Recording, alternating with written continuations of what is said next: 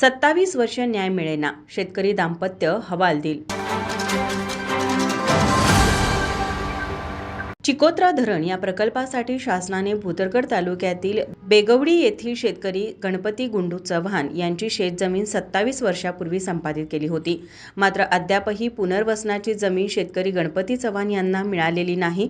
पुनर्वसनाची जमीन मिळावी या मागणीसाठी सोमवारपासून जिल्हाधिकारी कार्यालयासमोर शेतकरी गणपती चव्हाण व त्यांची पत्नी विजया चव्हाण या शेतकरी दाम्पत्याचे थंडीत कुडकुडत धरणे आंदोलन सुरू आहे।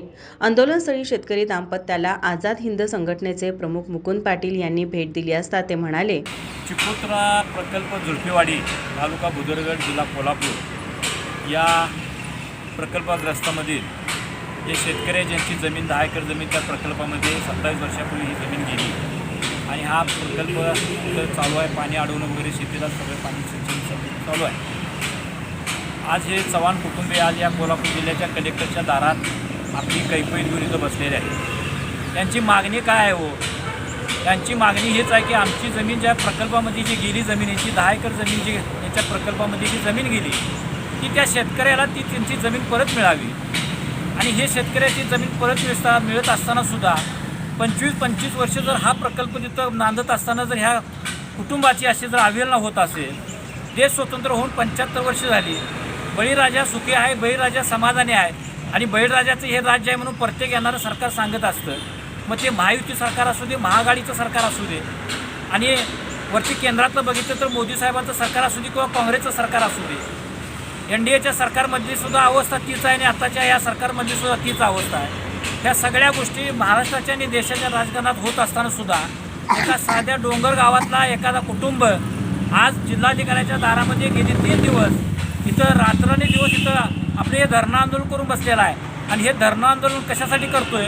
जो मालक आहे त्या मालकाला त्या जमिनीचा 7/12च्या प्रमाणे जमीन मिळत नाही आणि ही जमीन काढून घेतोय कोण? तर ही जमीन शासनाने घेतलेली आणि ती शासनानं जमीन द्यायची आहे। यांचं पुनर्वसन करण्याचं काम हे शासनाच्या कायद्याच्या कचड्यातली हे प्रक्रिया असून सुद्धा पुनर्वसन अधिकारी असतील किंवा कलेक्टर असतील याच्याकडे ते लक्ष देत नाही। जिल्ह्यातील पुनर्वसन न झालेल्या प्रकल्पग्रस्तांच्या पाठीशी उभे राहून त्यांना न्याय मिळेपर्यंत लढा उभा करू असेही मुकुंद पाटील म्हणाले। आंदोलनाबाबत अधिकची माहिती देताना शेतकरी गणपती चव्हाण म्हणाले, मी गणपती गुंडू चव्हाण आणि ही माझी मिसेस आहे सौभाग्यवती विजया गणपती चव्हाण। आम्ही आमचं मूळ गाव बेगवडे तालुका भुदरगड येथे चिकोत्रा प्रकल्प झुडपेवाडी हा झाला 1997ला। या प्रकल्पाच्या बुडीत क्षेत्रामध्ये माझी 10 एकर जमीन बुडीत क्षेत्रामध्ये गेली आणि आमचं एकूण 15 लोकांचं कुटुंब होतं। 15 लोकांचं कुटुंब आणि बुडीत संपादित झालेली जमीन 10 एकर यास अनुसरून आम्हाला 7 एकर जमीन देय झाली आणि त्याप्रमाणे संकलन रजिस्टरमध्ये त्याची नोंद झालेली आहे। संकलन रजिस्टरप्रमाणे मला 7 एकर देय असल्यामुळे मला त्यातली पहिल्यांदा 3 एकर जमीन मिळाली, नंतर 1 एकर जमीन मिळाली, अशी एकूण मला 4 एकर जमीन मिळाली आणि अजून मला 3 एकर जमीन मिळवायची आहे। यासाठी गेली 10 वर्षे मी 2010 पासून मी झगडत आहे, तरी मला ही जमीन मिळावी म्हणून मी हे आज सोमवारपासून आंदोलन करत आहे। यापूर्वी मी 2022 साली पण आंदोलन केलं होतं, त्यावेळी देखावर सरांनी 1 एकर जमीन दिली होती, पण त्यानंतर आता आलेले जिल्हा पुनर्वसन अधिकारी, अप्पर जिल्हाधिकारी, जिल्हाधिकारी यांनी यांची काही दखल घेत नाहीत। तर याबाबत मला न्याय मिळावा म्हणून आम्ही धरणग्रस्त इथं बसलेलो आहे। फक्त आमची गेलेली जमीन मिळावी एवढीच आमची इच्छा आहे।